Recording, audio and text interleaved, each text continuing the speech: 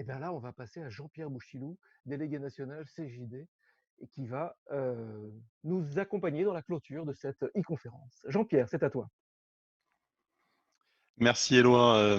Alors, je vais pas citer les mêmes que notre conférencier. Je vais en citer un autre et plutôt qu'un long discours, je voudrais vous partager un texte justement de cette personne et un texte que je trouve très inspirant.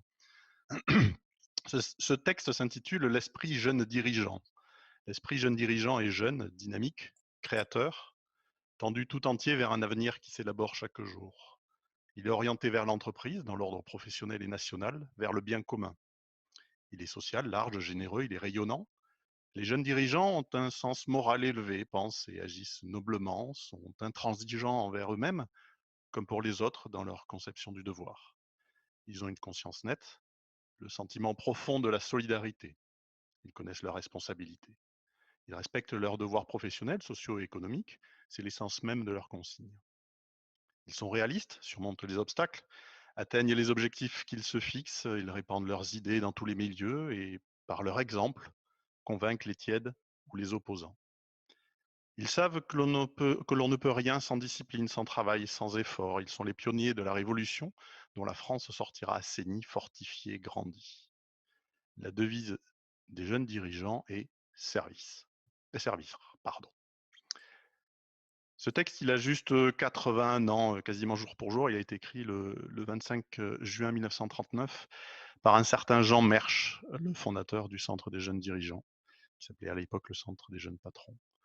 J'ai juste pris la liberté justement de supprimer le terme patron et de le remplacer par dirigeant, car le nom du mouvement a en effet changé depuis, pour s'appeler Centre des jeunes dirigeants, mais aussi surtout parce que le mot patron a de nos jours une connotation assez péjorative et bien trop représentative de la majorité des dirigeants de notre économie.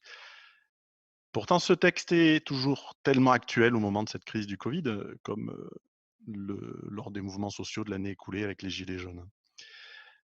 Les mots-clés de solidarité ou de responsabilité ou même de bien commun sont au centre des questions actuelles, comme il y a 80 ans. Ce sont pour les deux premiers deux des quatre valeurs fondamentales du CJD avec la loyauté et le respect de la dignité humaine. L'ambition du CJD est aussi, et encore aujourd'hui, de montrer l'exemple par notre capacité à réfléchir pour prendre du recul et anticiper, à nous former pour progresser, à expérimenter, comme l'a très bien évoqué Olivier, pour innover, à nous engager pour influencer et à développer pour pérenniser. Ce sont d'ailleurs les 5 piliers du CJD sur lesquels s'appuient au quotidien les 5000 dirigeants et chefs d'entreprise membres du CJD.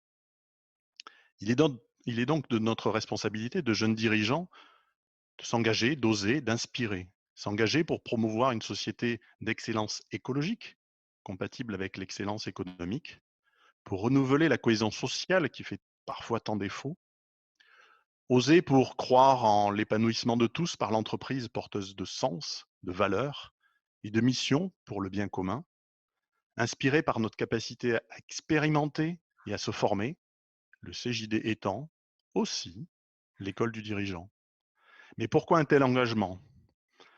Tout simplement pour, comme le disait déjà Jean Mersch il y a 80 ans, pour remettre l'économie au service de l'homme et de la femme, comme on vient de l'évoquer, mais aussi de la planète. Merci Jean-Pierre.